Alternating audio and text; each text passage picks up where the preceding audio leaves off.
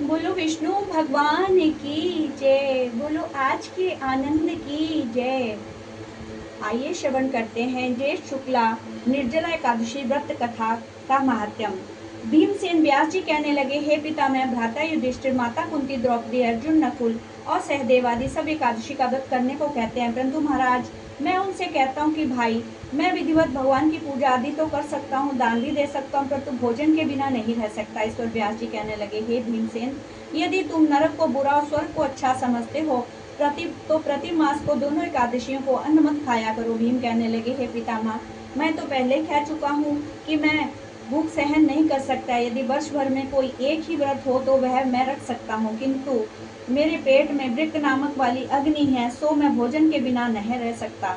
भोजन से वह शांत रहती है, इसलिए पूरा उपवास तो क्या, एक समय भी बिना भोजन किए रहना कठिन है। अतः आप मुझको कोई ऐसा व्रत बतलाइए जो वर्ष में एक बार ही करना पड़े और मुझको स्वर्ग को प्राप्ति हो जाए। श्री व्यास जी कहने लगे, हे पुत्र, बड़े बड़े ऋषियों ने अनेक शास्त्र आदि बनाए हैं, जिनसे बिना धन के थोड़े परिश्रम से ही स्वर्ग की प्राप्ति हो सकती है। इसलिए शास्त्रों में दोनों पक्षों को एकादशी का व्रत मुक्ति के लिए लिखा है। श्री व्यास जी के वचन सुनकर भीम से नरक में जाने के भय से भयभीत हो गए और कांप कर कहने लगे कि अब क्या करूं? मास में तो 2 व्रत तो मैं कर नहीं सकता, हाँ वर्ष में एक बार व्रत का व्रतन करने का अवश्य कर सकता हूँ।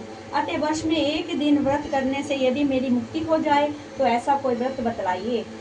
यह सुनकर व्यास जी कहने लगे कि वृष और मिथुन की संक्रांति के बीच ज्येष्ठ के शुक्ल पक्ष को जो एकादशी आती है वह एकादशी का नाम निर्जला है। तुम उस एकादशी का व्रत करो। इस एकादशी के व्रत में स्नान और आचमन के सिवा जल वर्जित है। आचमन में 6 मासे जल से अधिक नहीं होना चाहिए, अन्यथा वह मद्यपान से सदृश हो जाता है। इस दिन भोजन नहीं करना चाहिए, क्योंकि भोजन करने से व्रत नष्ट हो जाता है।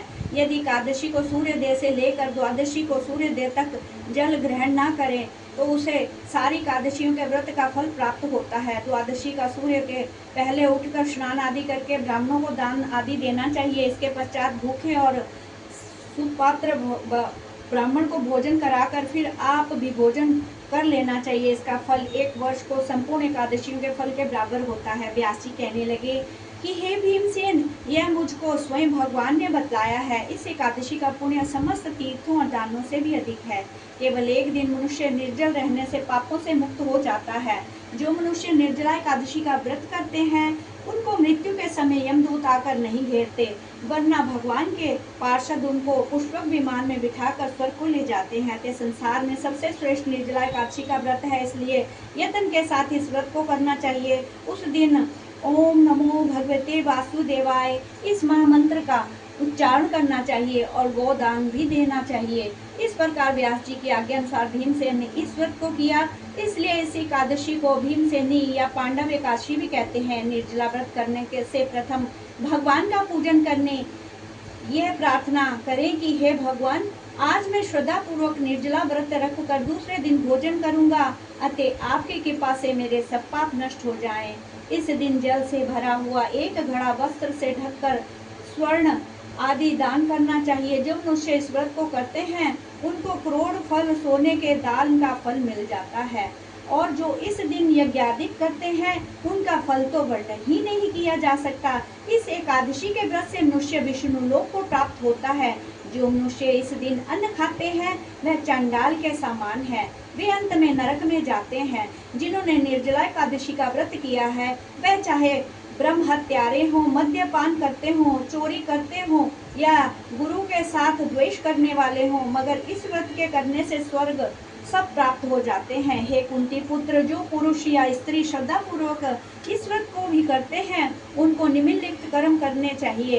प्रथम भगवान का पूजन, फिर गौदान, ब्राह्मणों को मिष्ठान एवं दक्षिणा देनी चाहिए तथा जल से भी कलश का दान अवश्य करना चाहिए। निर्जला के दिन अन्न, वस्त्र, पात्र, उपानहा, जूती आदि का दान करना भी चाहिए। जो मनुष्य भक्ति पूर्वक इस कथा को पढ़ते हैं या सुनते हैं उनको निश्चय ही स्वर्ग की प्राप्ति होती है। बोलो विष्णु भगवान की जय। बोलो आज के आनंद की जय। फलाहार इस दिन आम का सागर लेना चाहिए। दूध, आम और उनसे बने पदार्थों व अन्य फल से भी ले सकते हैं। बोलो विष्णु भगवान की जय। बोलो आज के आनंद की जय। श्री कृष्ण गोविंद हरे मुरारे, हे नाथ नारायण वासुदेवा।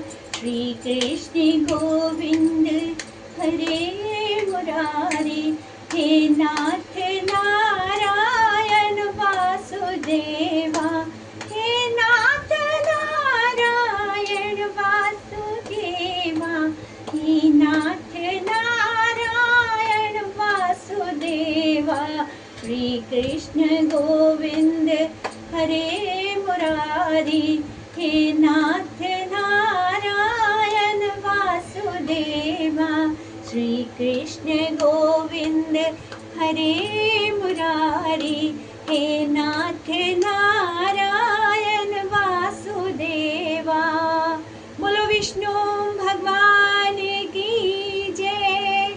बोलो आज के आनंद की जय। जय जय श्री राधे, जय जय श्री राधे, जय जय श्री राधे। तो आपको ये कथा अच्छी लगी हो तो इसे लाइक करें, सब्सक्राइब करें और बेल आइकॉन जरूर दबाएं। राधे राधे आप सबको। कमेंट में राधे राधे जरूर लिखें। जय श्री राधे आप सबको।